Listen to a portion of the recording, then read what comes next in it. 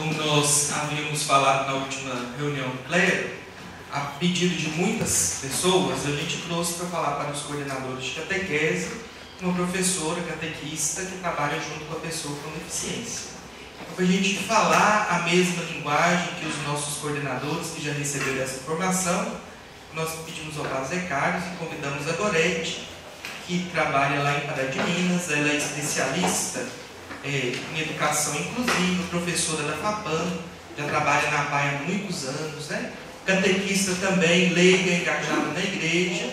Ela vai nos ajudar a tratar desse tema, para a gente saber como agir com esses nossos irmãos que têm alguma deficiência, mas que têm direito também e devem ser acolhidos na igreja com carinho, de modo que eles também possam participar, né, da vida comunitária. Eu vou passar a palavra a Gorete, ela vai então estar conosco nessa primeira parte da manhã. Tá? E aí, quando ele me pediu para falar sobre esse tema, realmente eu acho que o Monsenhor José Carlos disse uma palavra aqui que define bem: desafio. Hoje a gente vive um grande desafio, porque até pouco tempo atrás a gente não tinha que conviver com as pessoas com deficiência. As pessoas ficavam em casa.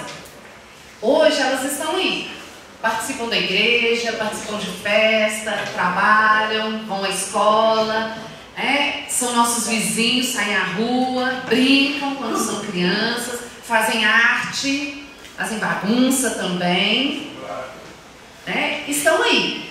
E a gente tem que conviver com elas. Então esse é o nosso maior desafio hoje, porque nós não nos foi dada essa oportunidade quando crianças. Na maioria, hoje é um tempo muito curto que essas pessoas, que a gente está tendo essa oportunidade de conviver com elas. Então esse convívio ainda é um desafio para a gente ainda tem muitas dúvidas, porque a gente não conhece.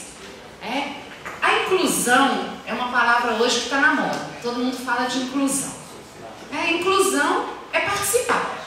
Então hoje a gente ouve-se muito falar de inclusão, mas ainda vive-se pouco a inclusão. Porque incluir é fazer parte de uma forma natural, é participar. Isso hoje eu ainda vejo que ainda não é muito natural. A gente ainda tem muitas dificuldades.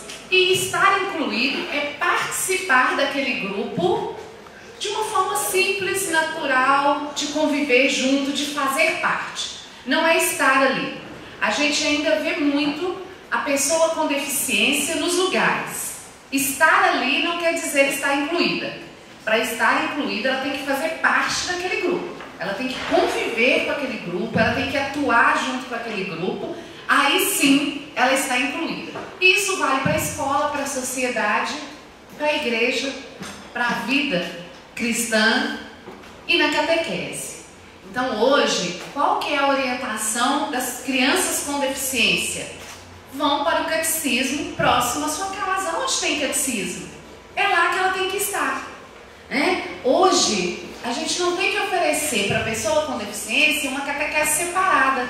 Uma catequese na casa dela, uma catequese na escola especial, que é onde ela está. A catequese é naquele grupo que está ali trabalhando a catequese, junto com as outras crianças vizinhas dela, catequizando para a primeira comunhão, ou se preparando para o sacramento da crisma, e participando principalmente da vida da igreja, como leigo. As pessoas com deficiência, elas querem muitas vezes participarem da vida da igreja, ter um trabalho como leigo, atuar na vida da comunidade ali naquela igreja. E isso ainda é um desafio normal, Nós não estamos cometendo um grande erro por ainda não saber muitas vezes como oferecer isso, mas eu, pelo menos particularmente, eu vejo uma questão simples que me chama a atenção. Por exemplo, eu não sei se tem uma norma, até quando o Padre Lúcio me convidou para vir falar, eu brinquei com ele hoje, falei assim: olha, eu aceitei primeiro, depois eu perguntei para qual público, quantas pessoas, e aí eu fiquei com um friozinho na barriga, porque é um público que tem muito conhecimento, é um público muito especial, que eu vim com muito carinho, mas tem algumas coisas de informações que eu não domino, e eu acho até que hoje também eu vou aprender algumas coisas aqui. Por exemplo, o altar me chama a atenção. O altar geralmente ele tem para chegar até ele. E aí eu penso, poxa, e se um deficiente físico, ele pode ser um ministro da Eucaristia? Mas ele não pode, porque como é que ele vai ter acesso ao altar? Sempre tem degraus, né? Eu não sei, ainda não tive a oportunidade de perguntar se realmente faz parte ali, ou se de repente pode ter uma rampa no cantinho assim do lado, que por que não ter um ministro da Eucaristia cadeirante?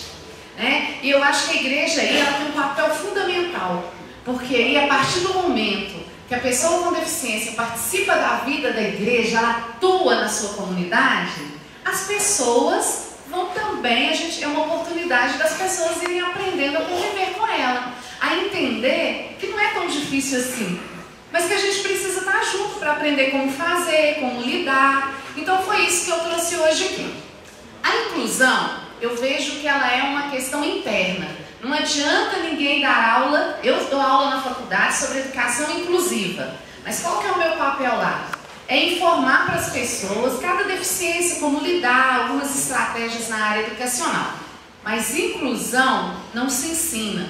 Inclusão é um sentimento interno. Ou a gente acredita, ou a gente não acredita. Reviravolta para a pessoa com deficiência é um grande marco. Porque aí começa-se a pensar nela na questão emocional, na questão clínica, na questão de reabilitação. Então, muda-se toda uma visão com relação a ela, mas ainda a gente percebe que a visão é toda direcionada para a deficiência. Ainda não se vê a pessoa dessa época, só se vê a deficiência. Quais são as causas da doença, qual é a causa daquele mal, como que eu posso fazer para acabar com aquele mal, ele tem cura, ele não tem cura, né? O que a família fez para ter acesso, para ter uma pessoa com deficiência na família. E aí essas equipes começam a pensar junto. E aí a gente chegando no século XX, né? O século XIX foi chamado o século da época científica, e aí a gente entra no século XX, que é o grande marco. Por quê? Começa-se a deixar de ver a deficiência e começa-se a ter um olhar para a pessoa. Antes de ter uma deficiência, ela é uma pessoa. E até então não era vista assim. Só se via a deficiência, só se pensava em como curar a limitação que ela tinha. Quando a gente fala do direito, a gente começa a admitir que tem uma pessoa que tem limitações em graus menores ou maiores, e o que a gente precisa fazer para dar maiores oportunidades para essa pessoa. E aí, quando se começa a pensar na pessoa, realmente começa a pensar no direito. E aí é a época que começam a ter legislações específicas para a pessoa com deficiência, né? Os acordos, os grandes congressos, os grandes encontros internacionais. O Brasil fez parte de grandes... Às vezes a gente quer, mas aí a gente se depara com um cego. Aí eu trouxe ali, acho que vai passar, alguns conceitos rápidos. E eu pensei, quando o Padre Lúcio me pediu, de realmente trazer algumas dicas para a gente pensar. Eu vejo que na prática, hoje a gente tem muita teoria. Hoje a literatura com relação à pessoa com deficiência ela é bem grande. Mas aí a gente tem muita teoria. Mas como lidar na prática?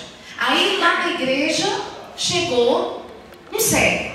Tá, como é que eu vou fazer para ajudar esse cego a se deslocar dentro da igreja, a sentar na cadeira? São as questões práticas do dia a dia que eu acho que nos desafiam muito, principalmente quem não convive com a pessoa com deficiência. Porque como eu tenho essa oportunidade, eu já trabalho e tenho amigos com deficiência há mais de 20 anos, é muito bom, porque aí fica natural a convivência. Então eu tenho amigo cego, eu tenho amigo deficiente intelectual, eu tenho amigo autista, eu tenho amigo com deficiência física. E aí a gente passa a conviver naturalmente. Mas eu aprendi isso convivendo com eles. É natural. Não é para todo mundo ainda. Até pouco tempo eles estavam trancados na casa deles. E aí como que a sociedade, né? Como que na catequese a gente vai fazer para trabalhar com eles, se antes a gente achava que ou ele não tinha direito, ou então depois a gente preparava ele em casa. E hoje ele quer ir para o catecismo. E aí a catequista fala, e agora, como é que eu faço?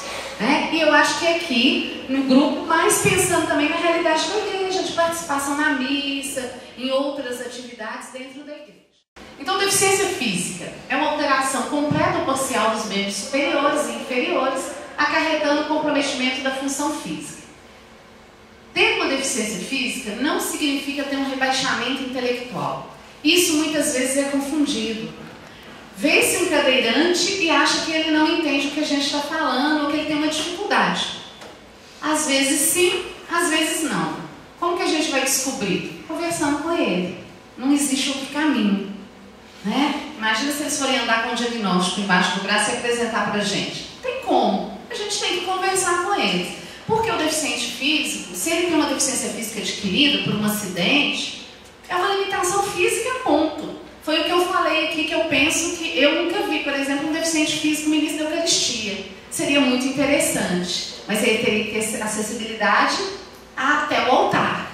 Né? E ele teria total condições, a limitação dele é física. Tá?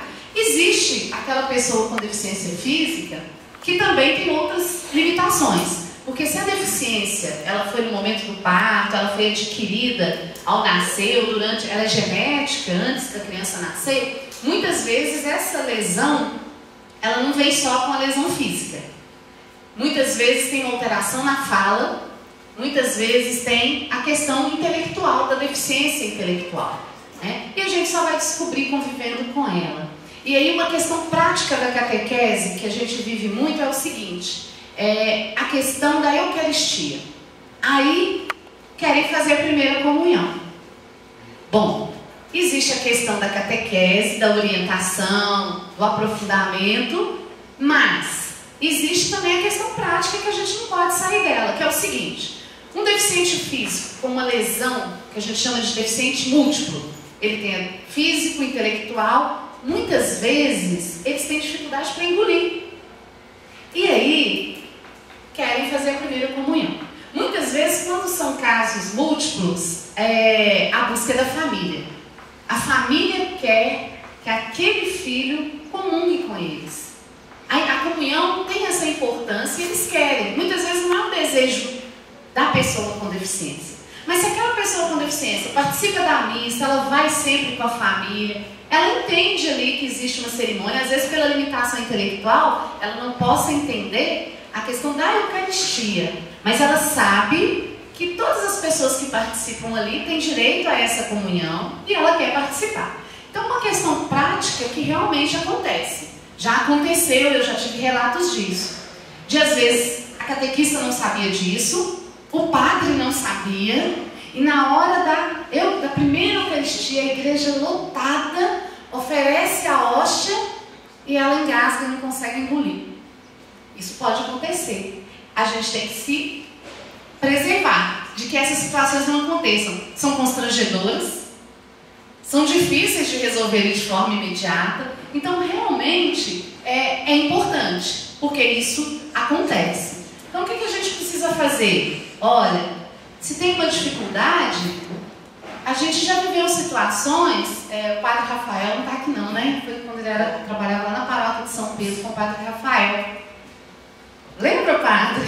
A gente pegava a hóstia, né? Eu buscava, e a gente treinava com ele, para ele conseguir. Às vezes ele não vai poder ser a hóstia inteira, vai ter que ser meia, vai ter que partir.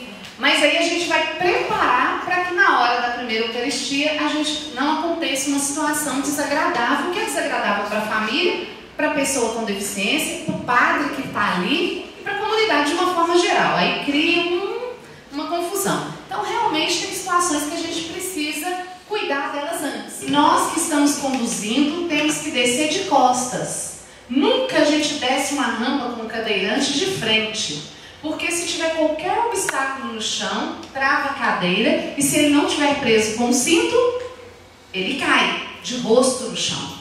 Então, se a gente vai conduzir uma cadeira de rodas, às vezes chega uma mãe idosa na igreja com um filho cadeirante. Quem estiver mais próximo ali vai ajudá-la. E aí tem que ter alguém que consiga orientar, ou alguém que chegue ali para ajudar de uma forma correta. Então, cadeira de rodas, sempre para descer de costas. Porque senão a gente coloca em risco a integridade da pessoa e a nossa. Porque a cadeira dispara e a gente vai junto. A gente cai também. Então, de costas, a gente tem controle sobre o peso da cadeira e fica muito mais tranquilo de conduzir mesmo. Um degrau, a gente consegue subir sem problema com o cadeirante. A gente levanta a rodinha da frente, que é menor, apoia ela no degrau de cima e sobe com a cadeira. Não exige muito esforço. A gente consegue conduzir cadeirantes mais pesados dessa forma. Muitos degraus, buscar um companheiro e carregar a cadeira. Escada não foi feita, né? Cadeira de rodas não foi feita para subir nem para descer muitos degraus. Tem que ser rampa. Então a gente tem que ter esse cuidado, né? Na igreja também, com essa acessibilidade, quando a gente vai construir, quando a gente vai reformar, de estar sempre pensando que a pessoa com deficiência também quer estar ali naquele espaço e que aí a gente precisa oferecer condições para ela, tá? E uma outra questão importante é a questão do que significa a cadeira de rodas para a pessoa. Porque a gente vive situações onde a pessoa está conduzindo o cadeirante. Aí ele encontra um amigo para bater um papo. Aí ele está descendo. Ele continua conversando com o amigo e o cadeirante está de costa. E ali a conversa rende 15 minutos, esqueceram o cadeirante. Só fica com a mão apoiada. Ou então, se cansar, tem aquele que chega e senta no braço da cadeira. Gente, cadeira de roda é uma extensão do corpo de quem tem uma deficiência física. Não pode sentar no braço da cadeira, não pode ignorar a pessoa que está na cadeira de roda. E isso a comunidade precisa ser orientada, porque a gente vê isso acontecer com muita frequência até. Outra questão, vai conduzir a cadeira e finge que é um carrinho de brincar. E aí faz alta velocidade, né? E aí se conhece a pessoa, faz questão de tirar uma, como é que chama? Fazer uma, rapidinho assim, ó, passar perto de uma coluna. Olha, eu perguntei para o Padre Lúcio o grupo, porque se o grupo fosse menor, a gente ia fazer aqui uma vivência. E aí era isso que eu queria trazer, mas como o grupo era grande, não tinha jeito. Porque o que eu queria era a gente realmente experimentar a limitação de não enxergar com os olhos, a limitação de não conseguir andar com a própria perna, de deslocar numa cadeira de rodas. E eu já vivi isso. E já trabalhei com muitos grupos assim. É horrível. Quando a gente senta na cadeira de rodas, a gente está totalmente dependente de quem está nos guiando. E aí ele vai e tira uma casquinha assim, ó, numa pilastra. A sensação é péssima. A gente está de frente para a pilastra, né? E totalmente a mercê do outro. Então, cadeiras de roda, ela tem que ser respeitada como uma extensão daquele corpo ali que tem uma limitação.